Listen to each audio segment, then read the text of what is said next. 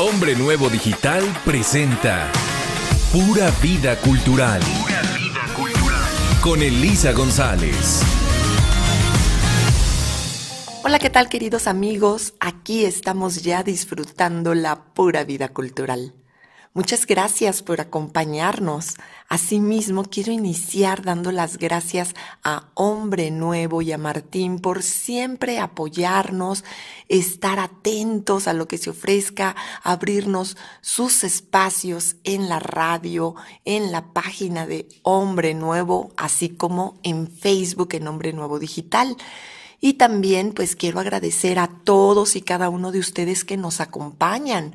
Estamos iniciando pues una nueva etapa donde estaremos los viernes y con nuestras repeticiones, ya saben, a las 3 de la tarde, a las 9 de la noche y en la madrugada de mañana a las 3. Y asimismo pues estaremos los domingos también con algunas repeticiones. A raíz de las peticiones que ustedes nos hagan, que tengan que ver con algunos temas, pues estaremos analizando la posibilidad de grabar 2 programas distintos por semana. Escríbanos, queridos amigos, díganos qué les parece, sugiéranos temas, ya saben, estamos en el Facebook de Pura Vida Cultural, de la misma manera estamos en Instagram y pueden mandarnos un WhatsApp al 55 36 756059, donde los atenderé yo o alguno de los colaboradores de la agencia, pues estaremos escuchando sus sugerencias, peticiones y pues ahí estaremos a partir de ahora los viernes a las 9 de la mañana y los domingos continuaremos a las 9 de la mañana. Les repito, puede ser el mismo programa o, dependiendo de lo que ustedes nos sugieran, programas distintos.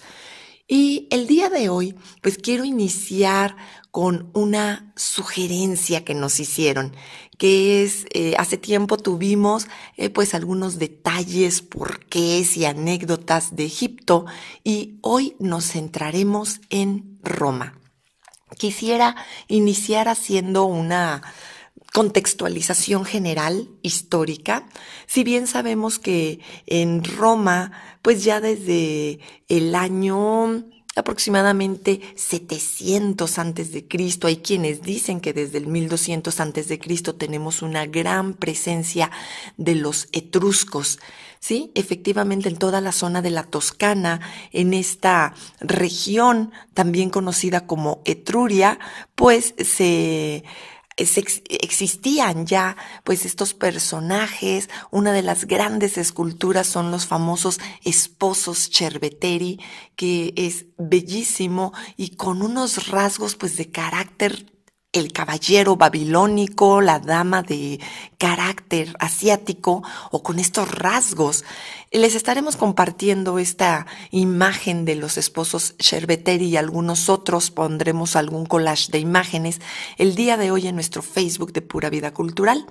Y bueno, pues les comentaba que pues ya tenemos esta presencia, creo yo, estoy más de acuerdo históricamente hablando, con el siglo XII antes de Cristo, pero va a surgir una monarquía en el año 753 antes de Cristo, donde se funda Roma por Remo, ya saben, estos hermanos Rómulo y Remo, cuya tradición nos dice que, bueno, fueron amamantados por una loba, pero iremos dando algunos detalles y anécdotas más adelante. Ahorita me voy a centrar en la parte histórica.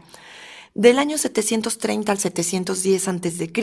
existe la guerra contra los sabinos, y 200 años después, del 710 al 510, pues surgen los famosos reyes etruscos, y del 509 al 500 se dan las guerras entre ellos. Hacia el año 450 se funda lo que conocemos como la República. Se dan unas campañas de conquista en Italia, posteriormente viene la invasión gala y en el año 280-211 se dan las guerras púnicas, que son aquellas pues destinadas a la conquista de España, y las guerras contra Cartago a cargo de Aníbal. En el año 150 y hasta el 133 a.C.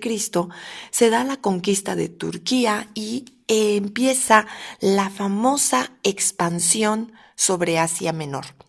En el año 100 y hasta el 31 viene una guerra civil y surgen los triunviratos, que es este gobierno dividido en 3 partes y viene el primero, que es en el año 60 a.C., cuyos líderes son Pompeyo, Craso y Julio César.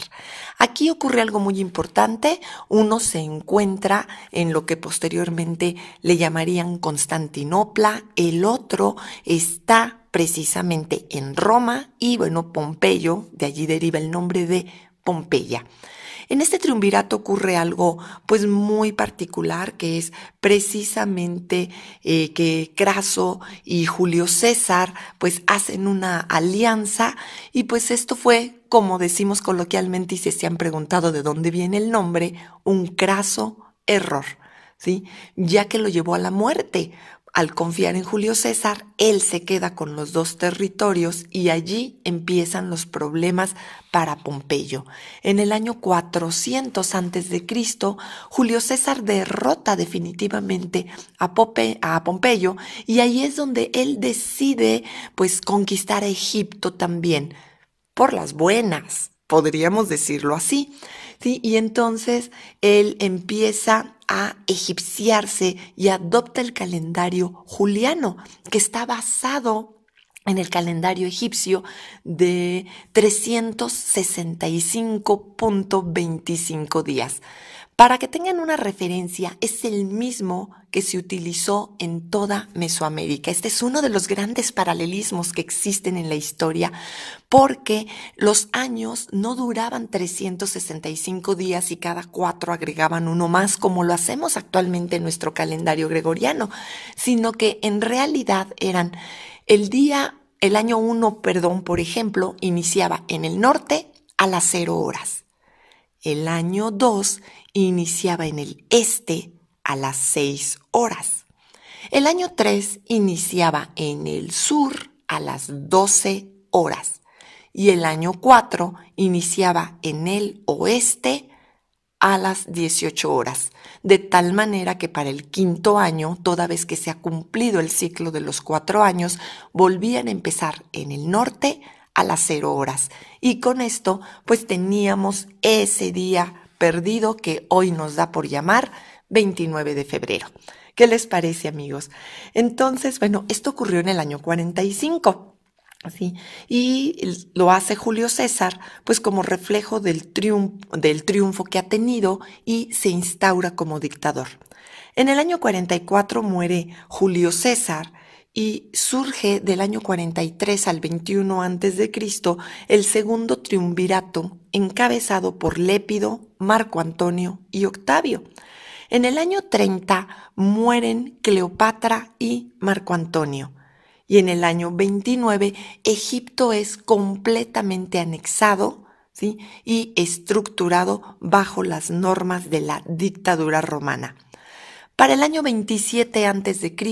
se establece o se funda el Imperio Romano por Octavio Augusto, que es el primero en ostentar el título de César como un sinónimo de emperador. Si se han preguntado quién fue, bueno, pues fue el gran emperador Octavio Augusto quien se hace llamar César y no como que muchas personas creen que César que se llamaban Césares todos. No, en realidad es el título que recibe el emperador, que significa el nacido de Dios.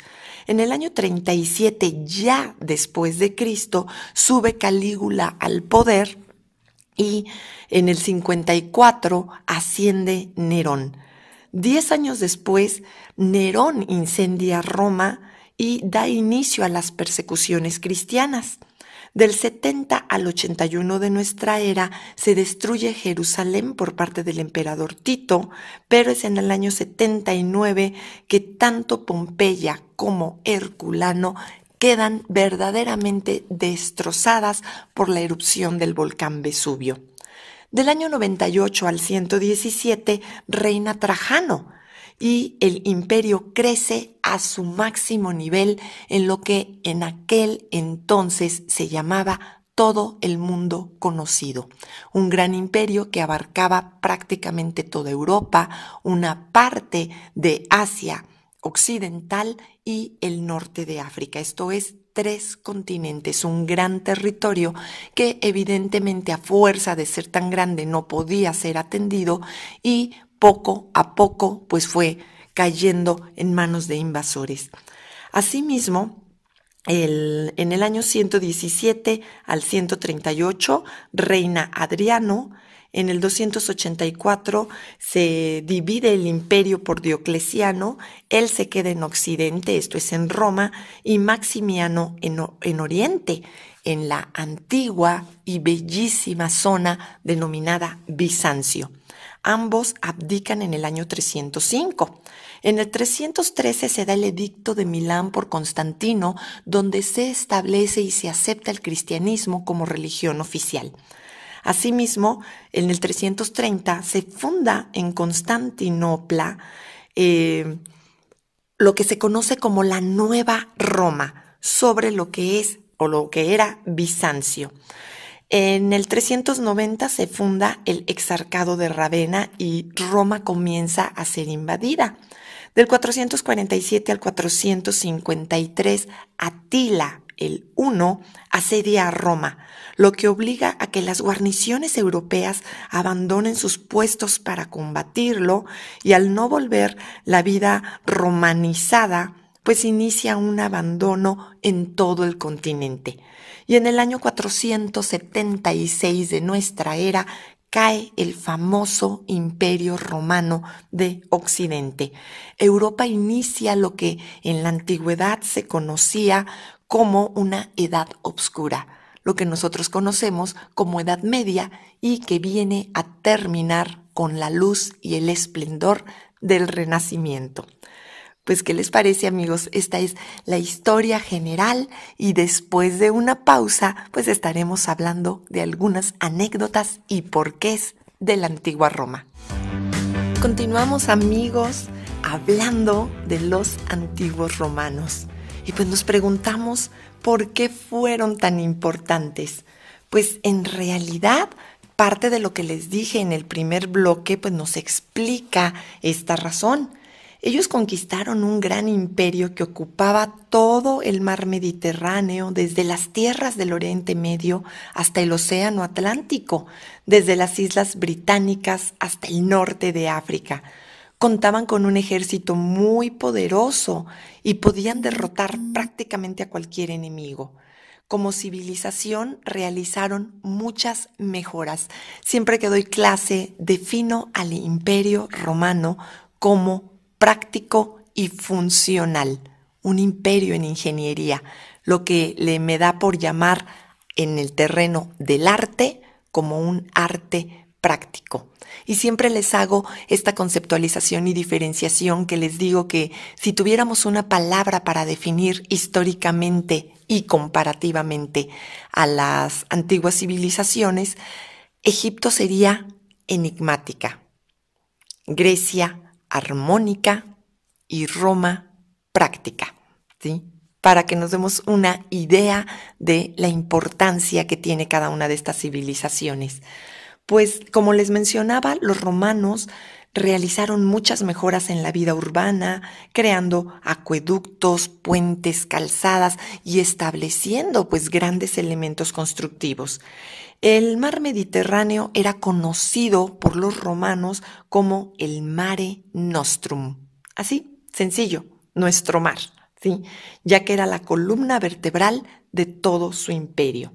Pero ¿sabían ustedes que las lenguas en Europa pues eran pues relativamente similares?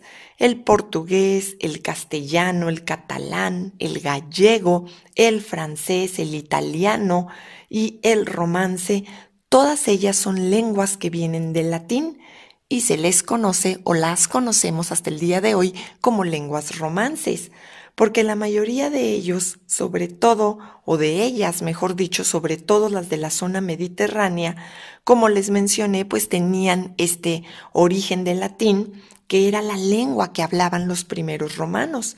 Y con el paso del tiempo, pues se mezclaron las lenguas autóctonas en cada lugar, también con el latín y su interpretación, y fueron evolucionando.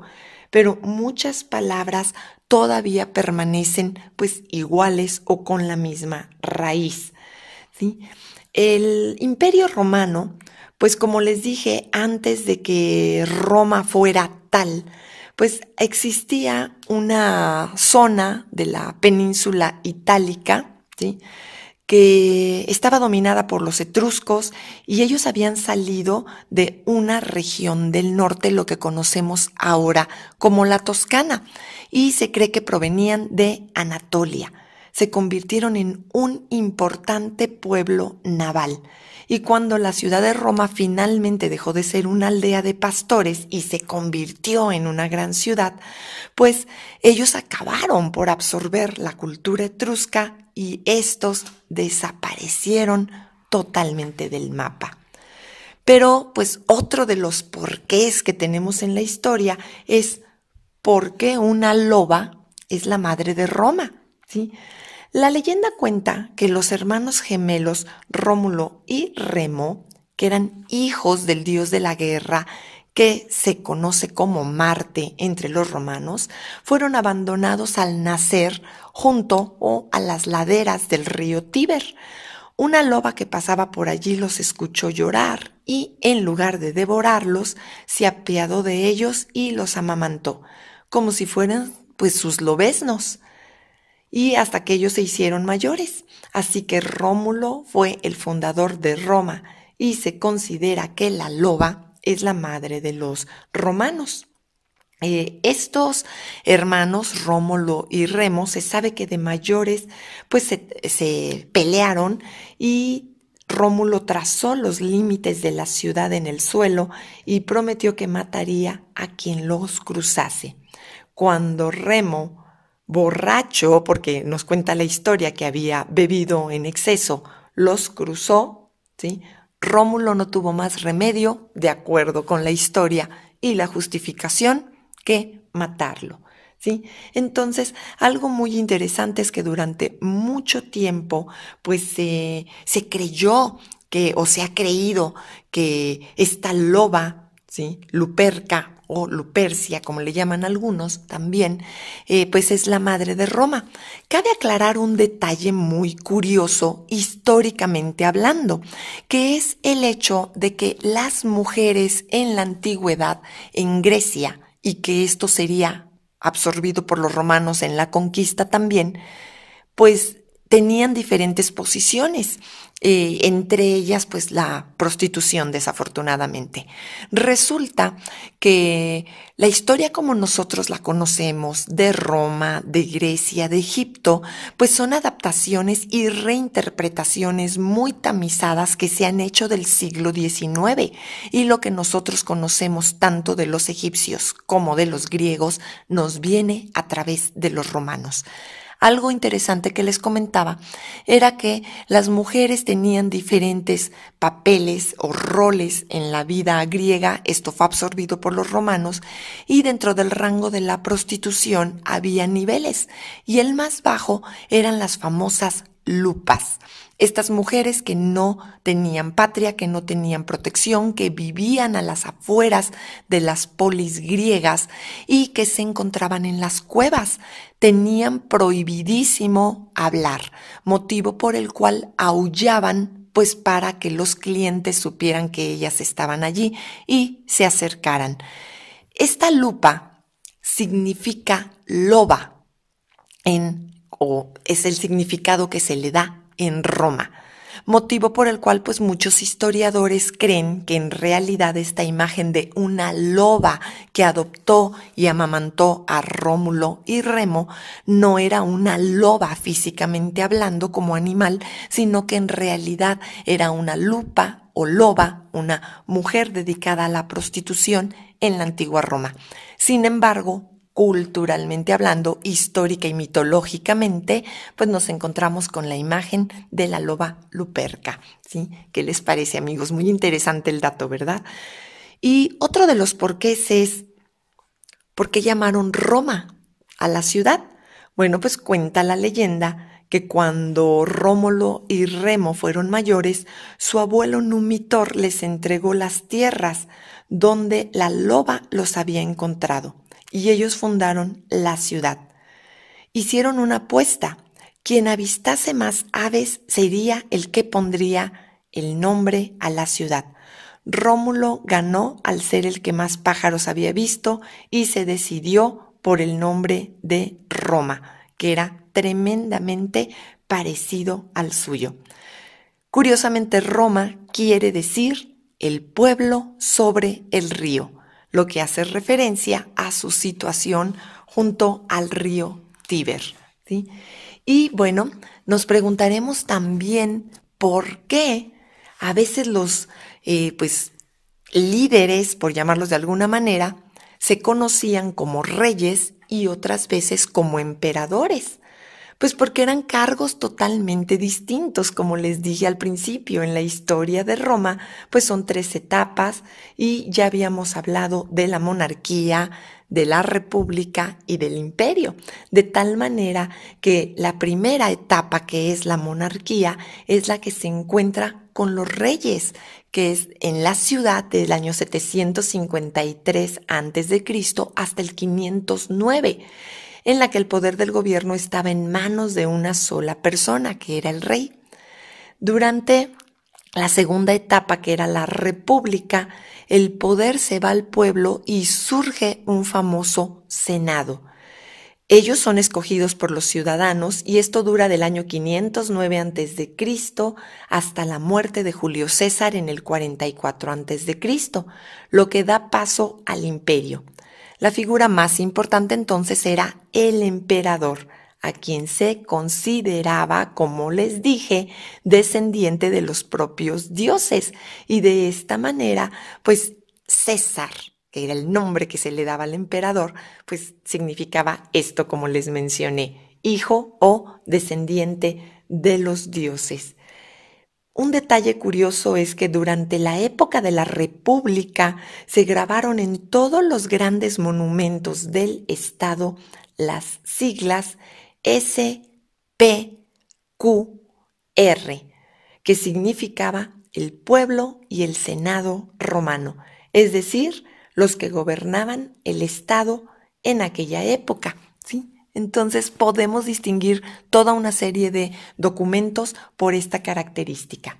Pero otro de los porqués es por qué los ciudadanos tenían diferentes categorías. Cuando se funda Roma, los ciudadanos se dividían en la clase noble, descendientes de las 30 familias fundadoras de la ciudad, que se llamaban patricios, una palabra que venía de pater o padre, porque eran los padres fundadores de Roma. Y también existían los plebeyos, que estaban divididos en artesanos, campesinos, trabajadores y que, entre muchísimas cosas, no podían votar, ¿sí? Pero pues esto es algo muy interesante porque también sabemos que, curiosamente, Julio César no fue, como les mencioné en lo anterior, ni rey ni emperador. Él se hizo llamar cónsul y estableció un nivel elevado de la clase noble, pero por supuesto mucho más elevado y que tenían una obediencia absoluta los plebeyos. Él fue un dictador en la última época de la República y a su muerte Octavio Augusto sube, ¿sí?, al poder y fue nombrado emperador. Pues, ¿qué les parece, amigos? Continuamos después de una pequeña pausa, hablando de las causas y orígenes de todos estos porqués del Imperio Romano. Continuamos, queridos amigos. ¿Qué les está pareciendo el descubrir todos estos pequeños detalles de la antigua Roma?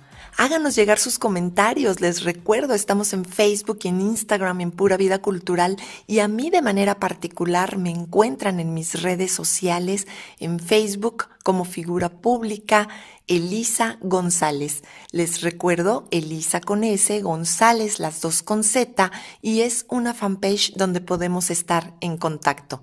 De la misma manera, me encuentran en Instagram como elisagonzalez.pbc, que es de Pura Vida Cultural, ¿sí? Y pues bueno, ¿se han preguntado de dónde viene esta famosa frase tan cotidiana aún en nuestros días de todos los caminos llevan a Roma? Pues sí, desde la antigüedad. Y es porque los primeros caminos, tal y como los conocemos, llevaban a Roma. Todos. Las ciudades del imperio estaban muy bien comunicadas por una red de carreteras que ellos llamaban calzadas.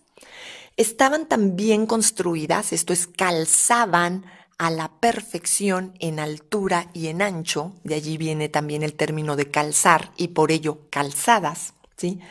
Que muchas de ellas pues perviven hasta la actualidad. Las calzadas hacían la vez no solo de vía de comunicación cultural, sino también comercial, militar y política. Las principales calles de las ciudades estaban pavimentadas con aceras laterales para los peatones que estaban un poco más elevadas.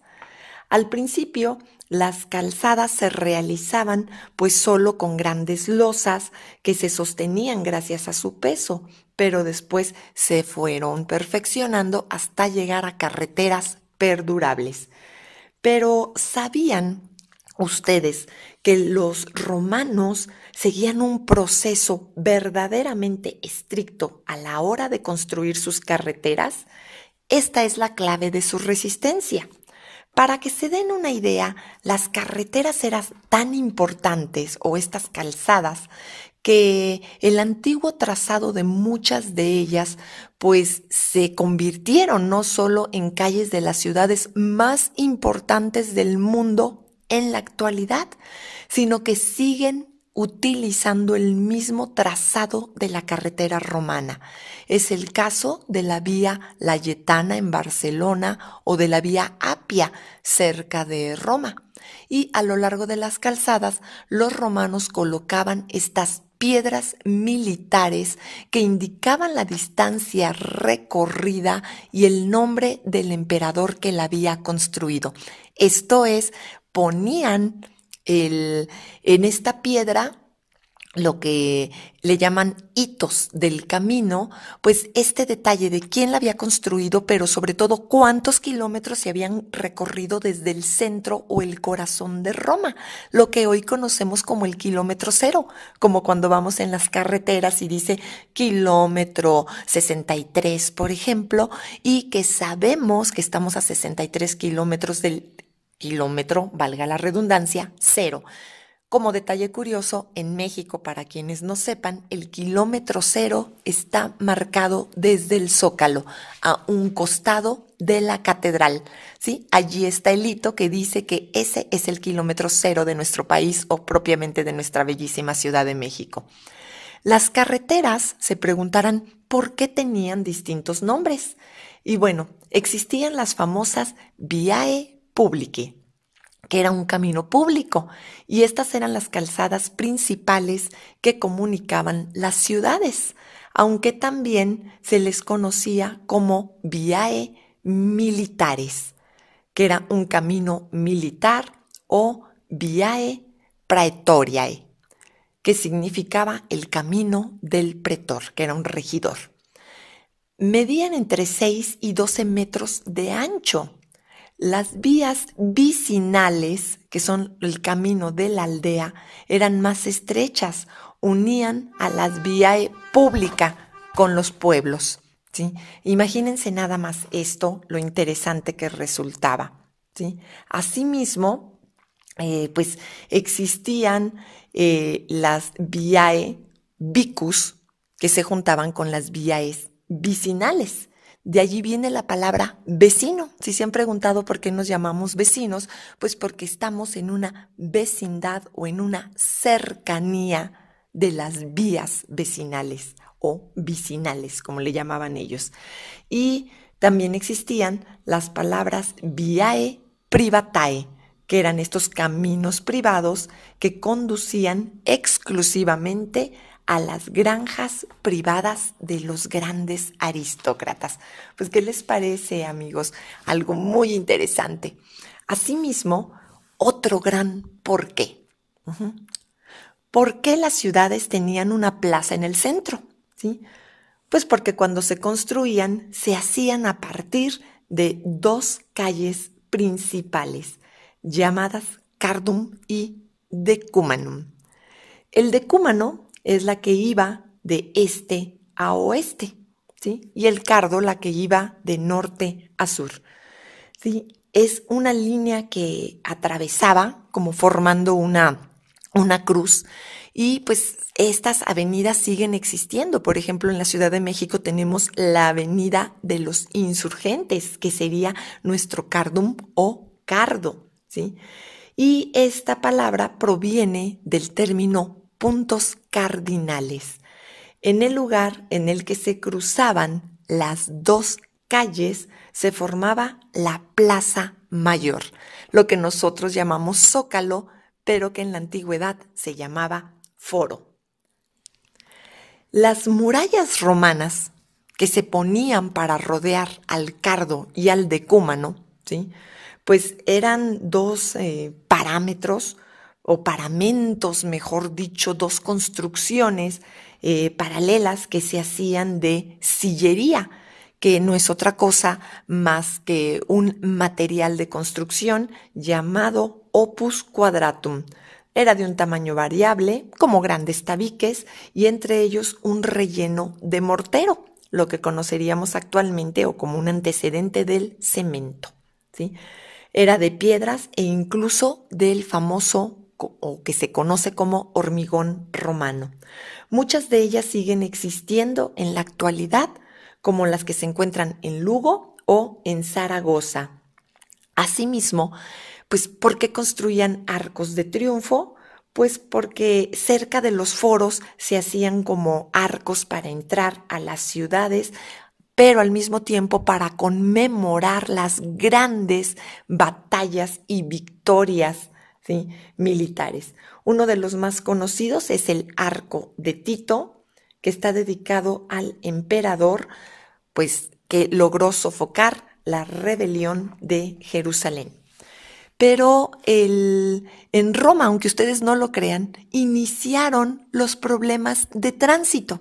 Si bien ellos iban con unos pequeños carromatos o carretas jalados por caballos, pues el problema es que de repente eran muchos, sobre todo para cuestiones comerciales, que empezaron a tener problemas para desplazarse. Y aunque ustedes no lo crean, surge el primer reglamento de tránsito en la antigüedad para que ellos pudieran desplazarse en un sentido o en otro de las grandes calzadas. Así de avanzados estaban, amigos. Y un detalle curioso, ¿sabían ustedes que aquí surge también el primer reglamento de publicidad exterior? Sí. Los barberos y algunas otras personas pues ponían algunas tablas colgadas al exterior de sus construcciones pues para anunciar sus servicios. Entonces se establece que los anuncios deben estar a una altura mínima de caballada y media, que significa que abajo de esta cupiera sin ningún problema y sin golpearse un hombre montado a caballo y utilizando armadura, ¿sí? Y que pudiera pasar libremente sin que el anuncio le estorbase. Pues estos detalles era algo que ellos ya consideraban. El foro romano entonces, donde se unían este cardo y decúmano, pues era el lugar donde realizaban los debates políticos y donde se colocaba el mercado y allí vendían a los esclavos. Por eso, pues iba también que estuviese en el centro de la ciudad para que todo mundo pudiera acudir. Las ciudades estaban amuralladas, pero ¿sabían ustedes que al principio el foro estaba construido fuera de las murallas de la ciudad? Por lo que su nombre, foro, significaba precisamente fuera, Tiempo después se dieron cuenta la conveniencia de tenerlo en el centro y es como lo conocemos en la actualidad. Y las ciudades estaban amuralladas porque en el origen, pues no eran otra cosa más que campamentos militares y los famosos castrum, ¿sí? En los que podían llegar a vivir hasta 300 familias en un pequeño recinto. Por supuesto que lo amurallaban para defenderse. Y cuando las ciudades empezaron a crecer, pues se mantuvieron las murallas para protegerlas. En ellas se abrían 4 puertas que coincidían con los cabos, ramales o terminaciones del famoso cardo y decúmano. Pues, ¿qué les parece, amigos? Díganme si esto no es tremendamente interesante. Pues sí, había esclavos en Roma, ¿sí?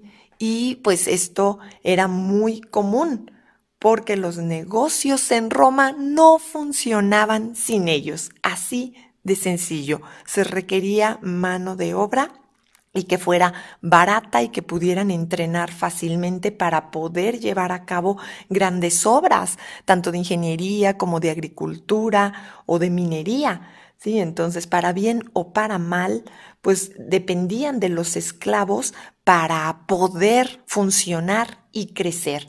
Desafortunadamente, estos, como en la gran historia de la esclavitud, pues dependían de sus propietarios e inclusive eran heredables, se incluían en los testamentos y los dejaban a sus hijos.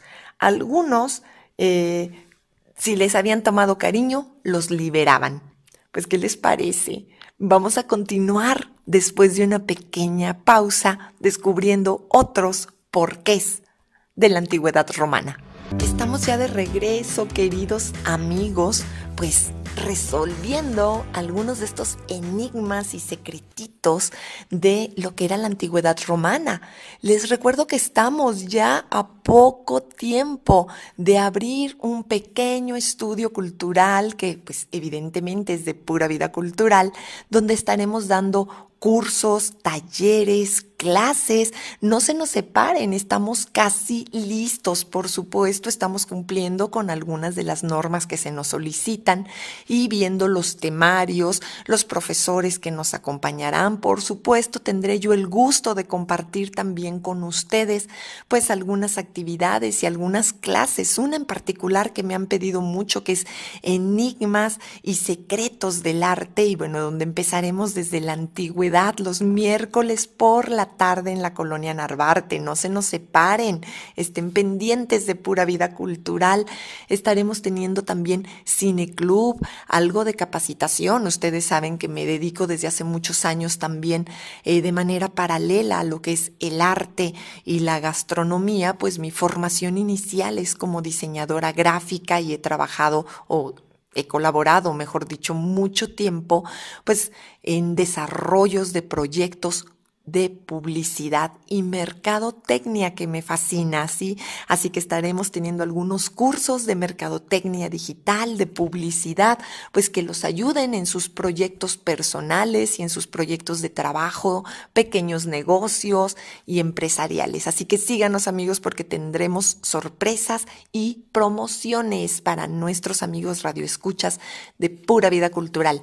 Y por supuesto, muy pronto también, Pura Vida Cultural se va a la televisión. No se separen de nosotros, estaremos en Expert TV Woman, ¿sí? Pues bueno, otra de las grandes preguntas es ¿por qué las mujeres romanas no mandaban en casa? ¿Sí? La verdad es que los romanos podrían pues denominarse un poco machistas y tenía pues el papel de la mujer en un rol muy sometido.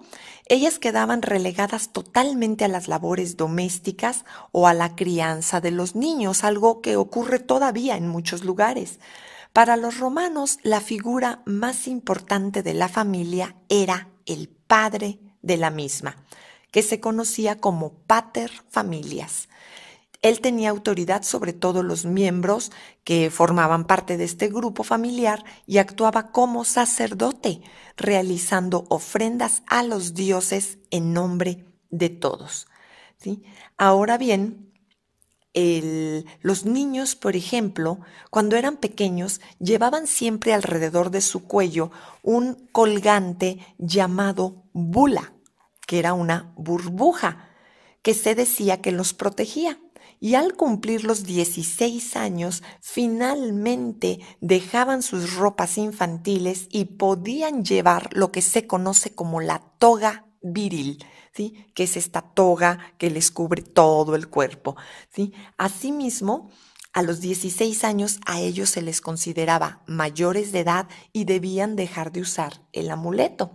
Pero ¿sabían ustedes que cuando un niño crecía, se le consideraba ya un adulto y debía ofrecer todos sus juguetes en sacrificio, pero sobre todo en agradecimiento por haberse convertido en hombre, a los dioses?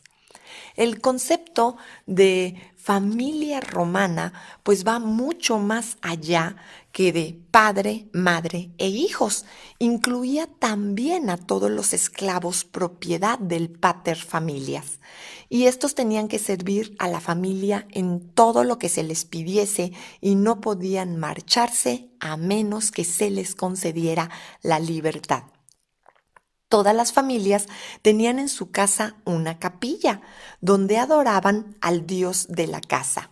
A estos pequeños dioses se les conoce como lar o lares, ¿sí?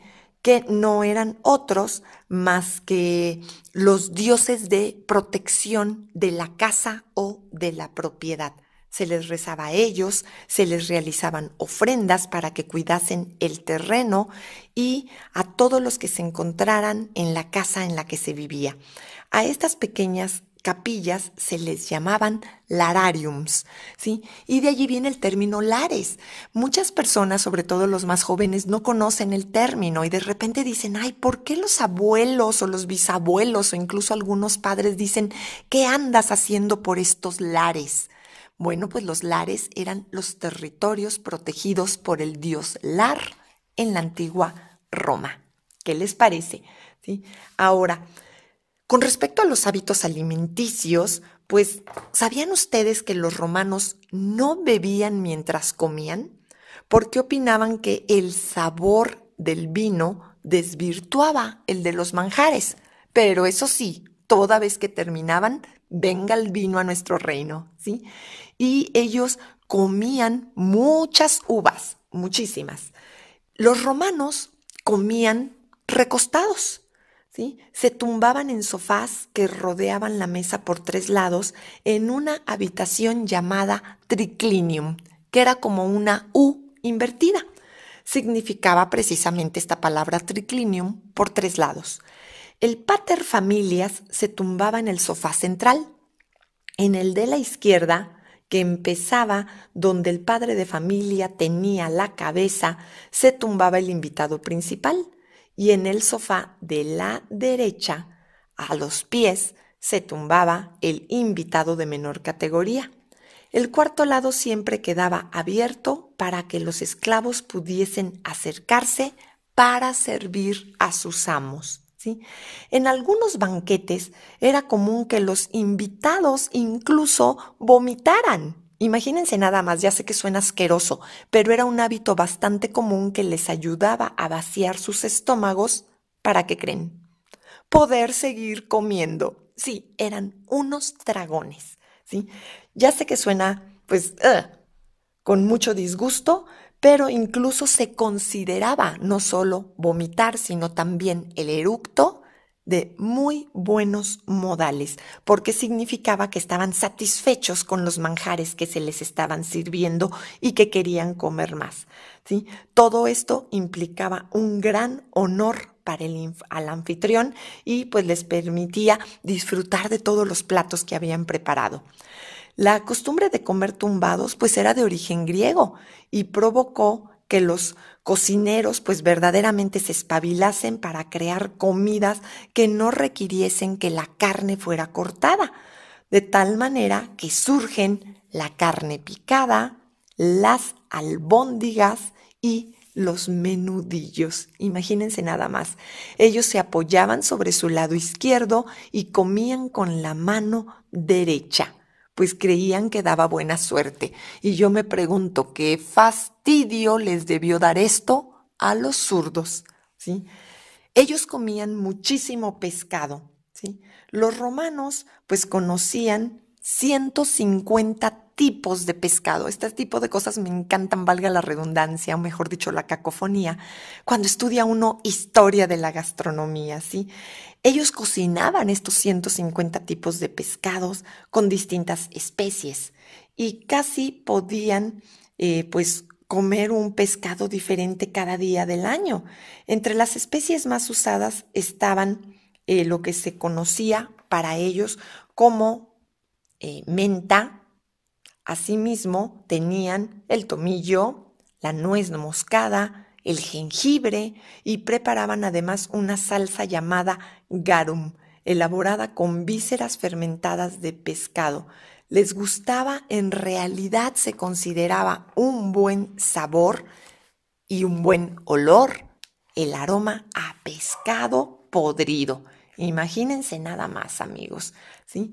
Y bueno, en el circo romano, yéndonos a otro tema, este era el entretenimiento principal de las ciudades romanas. No se parecía al circo como lo conocemos en la actualidad, ¿sí? No había acróbatas, no había estos juegos de suerte. Sí, el circo era un lugar donde se realizaban carreras de carros de caballos, que los romanos llamaban cuadrigas, y había otras competiciones públicas.